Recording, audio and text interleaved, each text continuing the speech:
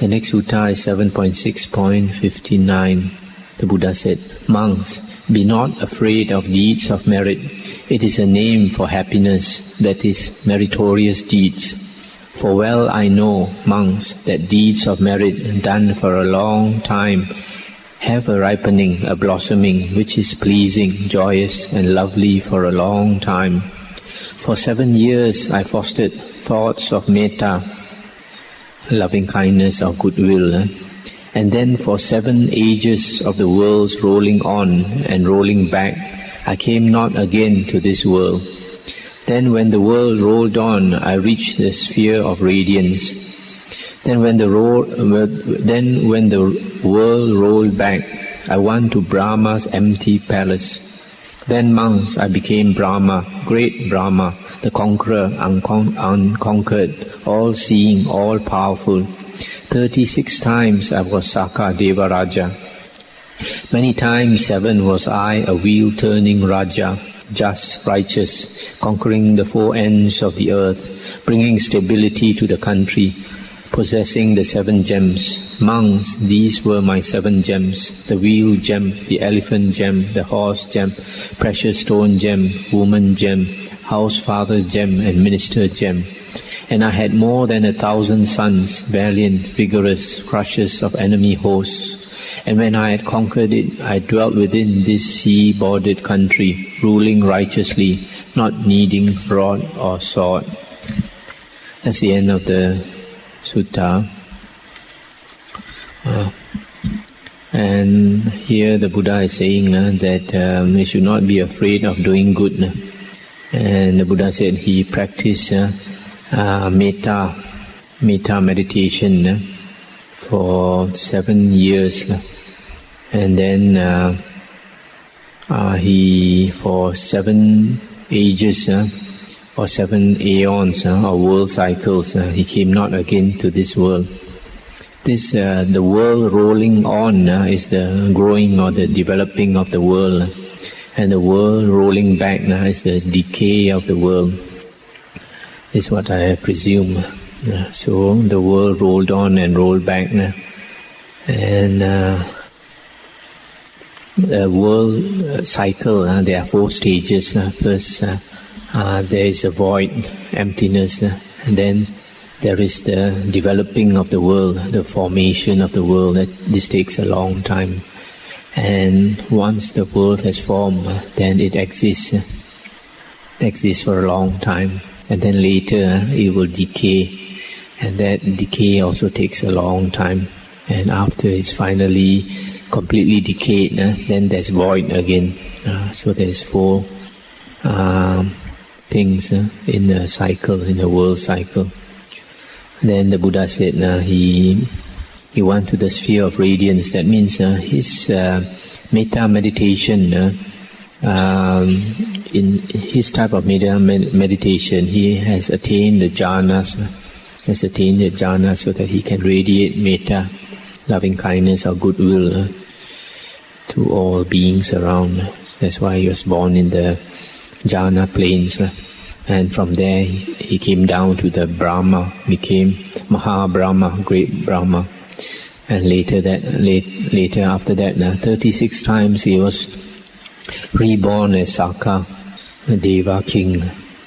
And after that, when he came back as a human being, many times he was a wheel-turning king. Wheel-turning king is a king who rules the whole world. So from this sutta, you find the Buddha was talking about his past life. And in his past life, he had already practiced metta. So from the suttas, you find these Brahma Viharas, the 4 things for attaining rebirth in the Brahma realm. That means metta, goodwill or loving kindness, then karuna, compassion, then mudita, joy, and upekkha, equanimity. These were not created by the Buddha. They were practiced long before the Buddha. And the next sutta is 7.6.59b. Just now was 59a. This is 59b. Once the Exalted One was dwelling near Savatthi at Jeta Grove in Anathapindika's park. And early one morning, after robing himself, the Exalted One, taking bowl and cloak, went to the home of Anathapindika, the householder. And when he had arrived, he sat down on the seat made ready. Now at that time the people of the house were making a great noise and clatter. And when Anathapindika had come and saluted him and had sat down at one side, the Exalted One said, "Why, housefather, do the people of your house make all this din and uproar? It is just like fishermen with a great haul, it seems." And Anathapindika said, "Lord, it is Sujata, my daughter-in-law, who lives with us. She is rich and has been brought here from a wealthy family. She pays no heed to her mother-in-law, nor to her father-in-law, nor to her husband. Neither does she venerate, honor, reverence, nor respect the Exalted One." Then the Exalted One called to her, saying, "Come, Sujata." "Yes, Lord," she replied, and came and saluted the Exalted One and sat down at one side. Then said the Exalted One, "Sujata, a man may have these 7 kinds of wives." "What 7? "One like a slayer, one like a robber, one like a mistress, one like a mother, one like a sister, one like a companion, and one like a handmaid. These, Sujata, are the 7. And which of them are you?" And she said, "Lord, I do not fully understand what the Exalted One has put so briefly. Well, were it for me, Lord, if the Exalted One would teach me Dhamma, so that I may understand the meaning of the words spoken so tersely or so briefly by the Exalted One." And the Buddha said, "Then pay heed, listen, I will speak, Sujata." "Yes, Lord," she replied. And the Exalted One said, "Whoso is pitiless, corrupt in mind, neglecting husband and unamiable, inflamed by other men, a prostitute, on murder bent, let her be called a slayer and a wife.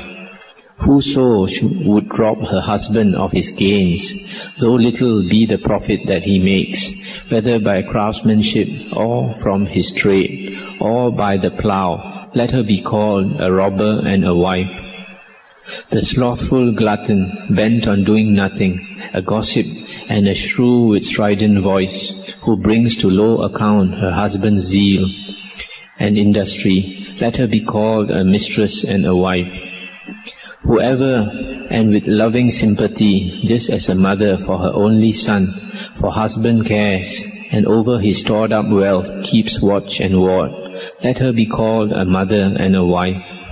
Who holds her husband in the same regard as younger sister holds the elder born, the meek in heart, who in his every wish her husband serves, let her be called a sister and a wife.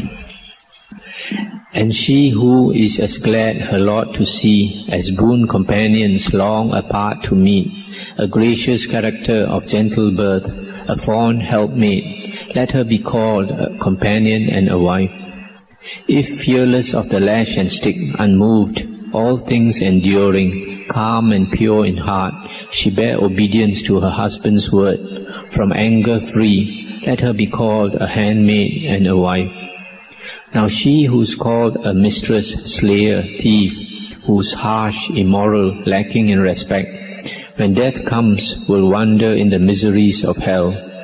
But mother, sister or companion, slave, in precept long established and restrained, when death comes will wander in the happy heaven world. These, Sujata, are the 7 kinds of wives a man may have. And which of them are you?"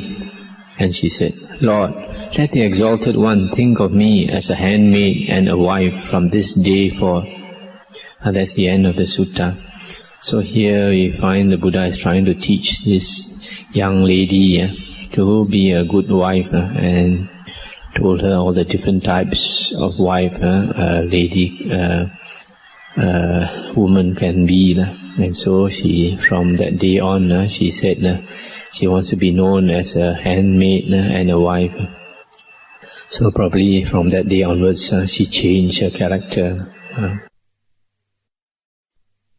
The next sutta is 7.6.60.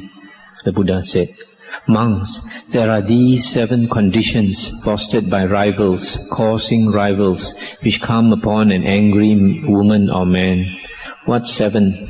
Monks, there is the case of the rival who wishes thus of a rival. Would that he were ugly. And why? A rival, monks, does not like a handsome rival. Monks, this sort of person, being angry, is overwhelmed by anger. He is subverted by anger, and however well he be bathed, anointed, trimmed as to the hair and beard, clad in spotless linen, yet for all that he is ugly, being overwhelmed by anger. Monks, this is the first condition fostered by rivals, causing rivals, which comes upon an angry woman or man. Again, there is the case of the rival who wishes thus of a rival. Would that he might sleep badly. And why? A rival, monks, does not like a rival to sleep well. Monks, this is the sort of person, being angry, is overwhelmed by anger. He is subverted by anger, and in spite of his lying on a couch, spread with a fleecy cover, spread with a white blanket, spread with a woolen coverlet, flower embroidered, covered with rugs of antelope skins, with awnings above, or on a sofa with crimson cushions at either end. Yet for all that he lies in discomfort, being overwhelmed by anger. Monks, this is the second condition. Again, there is the case of the rival who wishes thus of a rival. Would that he might not prosper. And why? A rival, monks, does not like a rival to prosper. Monks, this is the sort of person, being angry, is overwhelmed by anger. He is subverted by anger. Making a loss, he thinks, I have made a profit. Making a profit, he thinks, I have made a loss. Overwhelmed by anger, these things cause enmity towards others. They conduce to his ill and misfortune for many a day. Monks, this is the third condition. Again, there is the case of the rival who wishes thus of a rival. Would that he had no wealth. And why? A rival, monks, does not like a rival to be wealthy. Monks, this sort of person, being angry, is overwhelmed by anger. He is subverted by anger. And whatever his possessions, earned by vigorous industry, got together by the strength of his arm, piled up by the sweat of his brow, gotten righteously and lawfully, Rajas will order them to be sent to the royal treasury, because he is overwhelmed by anger. Monks, this is the fourth condition. Again, there is the case of the rival who wishes thus of a rival. Would that he were without fame. And why? A rival, monks, does not like a rival to be famous. Monks, this sort of person, being angry, is overwhelmed by anger. He is subverted by anger. And whatever his fame diligently earned, it falls away from him because of his anger. Monks, this is the fifth condition. Again, there is the case of the rival who wishes thus of a rival. Would that he were without friends. And why? A rival, monks, does not like a rival to have friendships. Monks, this sort of person, being angry, is overwhelmed by anger. He is subverted by anger. Whatever friends, intimates, relations, and kinsmen he may have, they will avoid and keep far away from him, because he is overwhelmed by anger. Monks, this is the sixth condition. Again, there is the case of the rival who wishes thus of a rival. Would that on the breaking up of the body after death, he might be reborn in the untoward way, the ill way, the abyss, hell. And why? A rival, monks, does not like a rival to go to heaven. Monks, this sort of person, being angry, is overwhelmed by anger. He is subverted by anger, and he misconducts himself in deed, word, and thought. So living, so speaking, so thinking, on the breaking up of the body after death, he is reborn in the untoward way, the ill way, the abyss, hell. Monks, this is the seventh condition, fostered by rivals, causing rivals, which comes upon an angry woman or man. Verily, monks, these are the 7 conditions, fostered by rivals, causing rivals, which comes upon an angry woman or man. That's the end of the sutta. So this sutta is telling us, if we have a lot of anger, then we get all these losses. We suffer all these 7 things.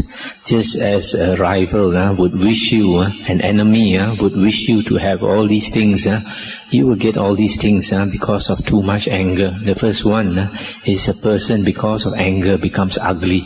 Every time we get angry, we become fierce. And we are fierce, we contort our face. And it shows on the face, and every day we do it, it becomes a habit. And the face becomes fierce and ugly. The second one, if you have too much anger, we cannot sleep well. Even if you lie in a very comfortable bed, you'll be tossing and turning on the bed. You can't let go of some angry feeling. Somebody did something to you, you get so angry, you can't sleep. So that's the second one. The third one, you cannot prosper. If you have too much anger, it conduces to your misfortune. Whatever business or whatever job you do, you cannot prosper. And the fourth one, you won't have, you can't be wealthy, because if you have too much anger, then you might make enemies of other people, like the Raja, and the Raja might seize your property. And this is a long time ago. And then another condition, you cannot be famous. Whatever fame you have, it reduces, it wears away because of your anger. And then another 6th condition is you won't have much friends. Whatever friends you have, and even relations, they will avoid and keep far away from you if you have too much anger. And the last one, if you have too much anger, then we conduct ourselves wrongly in bodily conduct, in speech, and in mind. And because of that, we will be reborn in the woeful plane of rebirth, suffer. So these are the disadvantages of having too much anger. Now we come to another sutta, which is another very interesting sutta, 7.7.62. Once the Exalted One was dwelling in Ambapali's grove near Vesali. Stop here for a moment. This Ambapali is mentioned in some other sutta and the Vinaya. She was a very beautiful courtesan. Courtesan is a nice sounding word. It means a high-class prostitute. In the days of the Buddha, earning your living as a prostitute was not really considered wrong. And she was very beautiful. And she gave a piece of land to the Buddha to make into a monastery. And later in life, she renounced and became a nun. And in the Therigatha verses of the Arahants, she described her life, and she described how when she was young, she was so beautiful, and the hair was jet black and curly, and she described her skin was white and soft and all that, and all the different parts of the body. And then when she was old, she described how the body has become. And the way she described was quite moving, and how she became an arahant and all that. So that's Ambapali. Then the sutta continues. There the Exalted One addressed the monks, saying, "Monks, Lord," they replied. And the Exalted One said, "Impermanent monks are conditioners, sankhara. Unstable monks are conditioners. Insecure monks are conditioners. So monks, be you dissatisfied with all things of this world. Be you repelled by them. Be you utterly free from them." Let's stop here for a moment. This word sankhara, here we translate as conditioners. Some other books, they translate as conditioned things. But the actual word for conditioned things is sankhata. So sankhara We prefer to translate it as conditioners. Conditioners are those things that condition something else. But anything in the world, everything in the world are conditioners in the sense that they condition other things, but they are also conditioned things because they depend on other conditions. So conditioners are also in a way conditioned things. But the reason the Buddha, we feel, use it in the sense of conditioners is because in some other sutta, the Buddha said that all conditioners are impermanent. If everything that conditions, say for example, your body or your mind are impermanent, then if those things that condition you are impermanent, then all the more are you impermanent. Just like for example, a shadow of a tree. A shadow of a tree depends on the tree, but the tree is impermanent. Therefore, the shadow must be even more impermanent. So that's a difference. Now the Buddha continued. Monks, Simmeru, king of mountains, is 84,000 leagues in length, 84,000 leagues in breadth, 84,000 leagues immersed in the great ocean. It stands out above the waters of the ocean, 84,000 leagues. Monks, there comes a time when for many years, for many hundreds of years, for many thousands of years, for many hundreds of thousands of years, there is no rain. And when the rains come not, all seed life and vegetation, all trees that yield medicine, palms and giants of the jungle become parched and dried up and are no more. Thus impermanent, thus unstable, thus insecure are all conditioners. Be you dissatisfied with them, be you repelled by them, be you utterly free from them.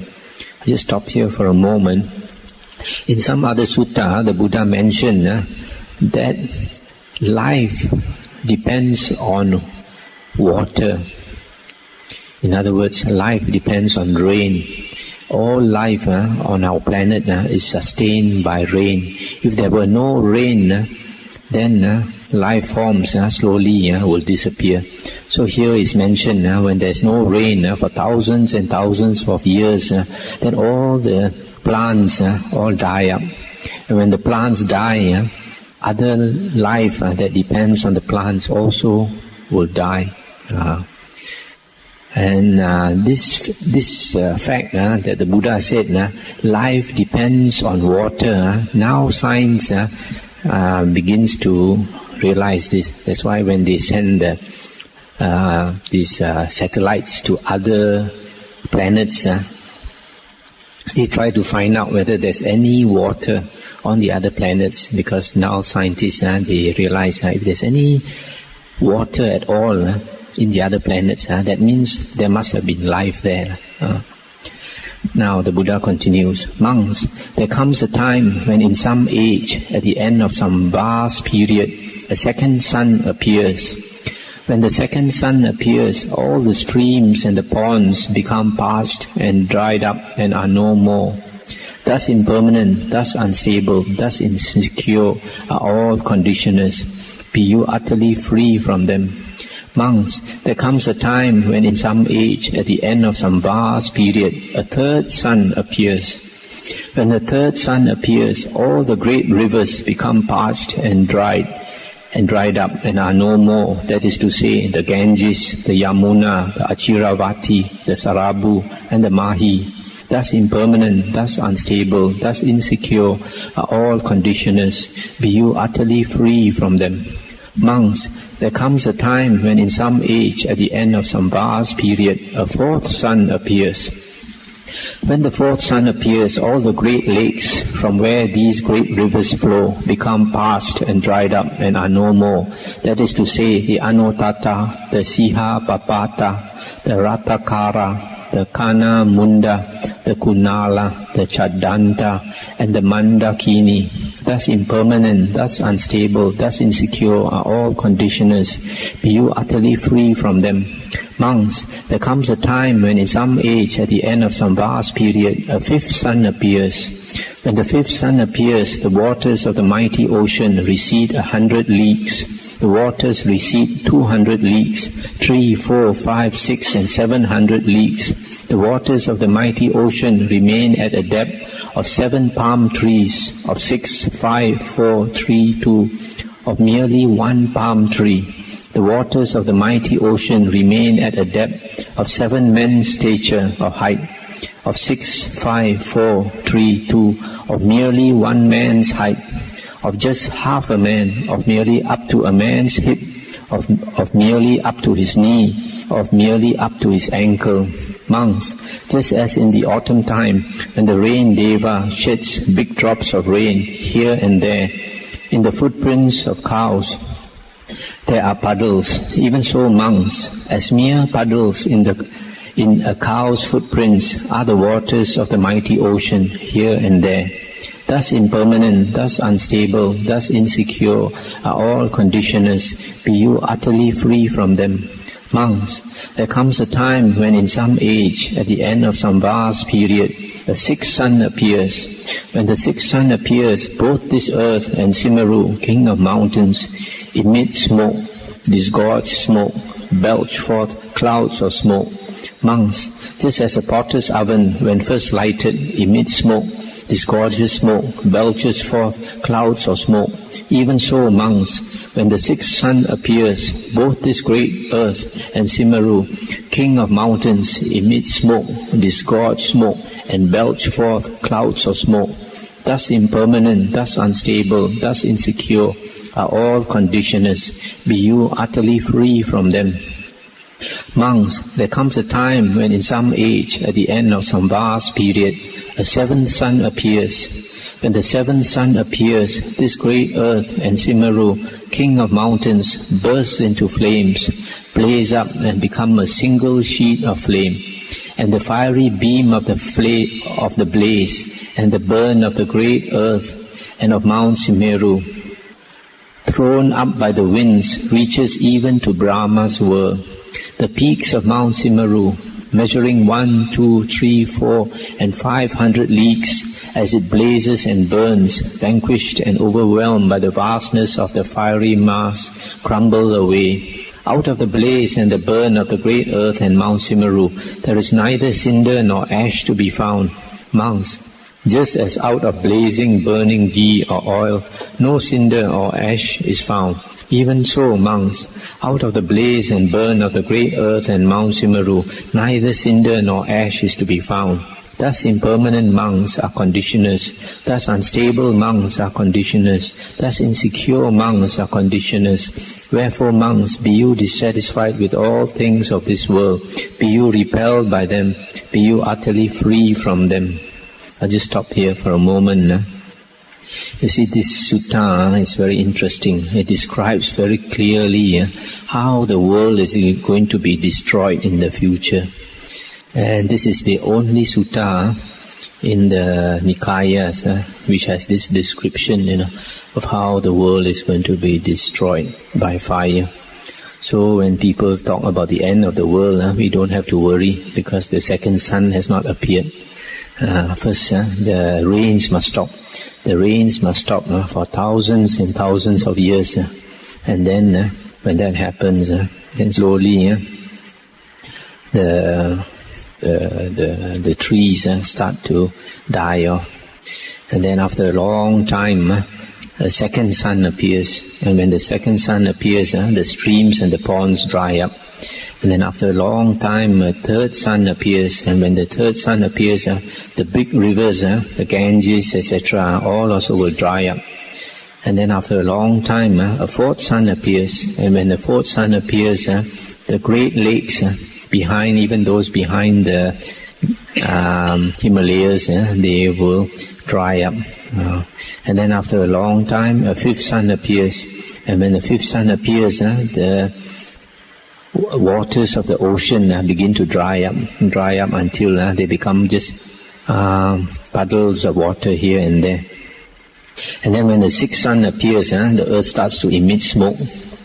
A lot of smoke starts to come out. And then when the 7th sun appears, the earth will start to burn, and burn up to the heavens, burn up to the Brahma's world. So This is very interesting because other religions also talk about the fact that the world will be destroyed by fire, but they don't give such a clear description as the Buddha. Now the Buddha continued. Now where is the sage, where is the believer who thinks this great earth and Mount Simeru will be burnt up, will utterly perish and be no more, save or except among those who have seen the goal? In days gone by, monks, there was a teacher named Suneta, a coarse setter who was free from all lustful passions. Now he had many hundreds of disciples to whom he taught the doctrine of fellowship in Brahma's world, and all they who grasped the word taught by Suneta in its fullness on the breaking up of the body after death were reborn in the realm of bliss, the Brahma world. But of those who did not grasp the word in full, some after death were reborn into the fellowship of the Devas who have power over others' creations. Some among the Devas who delight in creating, some among the Tusita Devas, some among the Yama Devas, some among the Devas of the 33 or Tavatimsa heaven, some in the company of the 4 royal Devas, some among wealthy nobles, some among wealthy Brahmins, and some among wealthy householders. Now Suneta, the teacher, taught thus: it is not seemly that I should have precisely the same mode of existence as my disciples after death. What if I were to make metta or goodwill become to a perfect degree? And Suneta, the teacher, cultivated the thought of metta for 7 years, and then for 7 world cycles returned not to this world. He arose in the sphere of radiance, that means in the jhana planes, in Brahma's sphere, as Maha Brahma, as Sakka Devaraja, as a wheel-turning king, endowed with the 7 gems. Yet monks, although Suneta lived so long and lasted such a time, he was not freed from birth, from aging, from dying, from sorrow, lamentation, pain, grief and despair. He was not freed from dukkha, I say. And what is the reason? It was by not being awake to, by not penetrating 4 conditions. What 4? Monks, it was by not being awake to, by not penetrating Aryan right conduct. It was by not being awake to, by not penetrating Aryan concentration. It was by not being awake to, by not penetrating Aryan wisdom. And it was by not being awake to, by not penetrating Aryan release. Monks, it is just this. When Aryan right conduct is awakened and penetrated, when Aryan concentration is awakened and penetrated, when Aryan wisdom is awakened and penetrated, and when Aryan release is awakened and penetrated, the craving for life is cut off, the cord that binds one to becoming is destroyed, and there is no more coming to be. That's the end of the sutta. So in this last part, the Buddha is talking about Suneta, a course setter. A course setter means one of those religious leaders who start a new sect. In Chinese, I think it's called Kai Tao Se, one who starts a new religion. And it's mentioned here that he was freed from all lustful passions. Freed from all lustful passions. Even though this man Suneta, he had not become an Arya, yet the sutta says that he was freed from all lustful passions. And this shows that this man, because he cultivated the jhanas, he cultivated the Brahma viharas to attain rebirth in the Brahma world. So he had attained the jhanas. So just by attaining jhanas, one becomes freed of all lustful passions. That means the hindrances are abandoned. This is one of the suttas that confirms that when one attains the jhanas, the hindrances are abandoned. That means cut down. Although the roots are not pulled up, yet it's just like tall grass. You cut down the tall grass completely, even though the roots are not pulled up. Now the other thing mentioned here is that And all they who grasp the word taught by Suneta in its fullness on the breaking up of the body after death were reborn in the realm of bliss, the Brahma world. But of those who did not grasp the word in full, some after death were reborn into the fellowship of the Devas who have power over others' creation. Some among the Devas who delight in creating, some among the Tusita Devas, etc., etc., the lower Devas. So here it shows that grasping the word of the teacher is very important.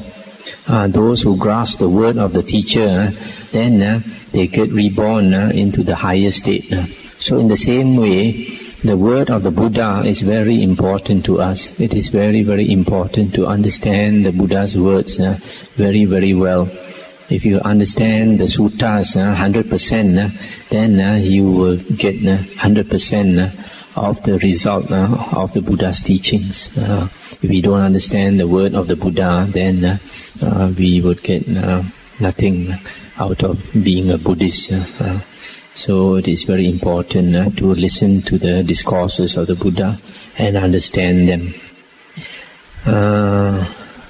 So in the last part of the sutta, the Buddha said, it is by cultivating three things, Aryan right conduct, Aryan concentration, Aryan wisdom, and Aryan release, that a person ends the round of rebirths and destroys dukkha, suffering. Actually, the last part, Aryan release, is the result of attaining the first three. So it is the first three that's important. Sila, Samadhi and Panya.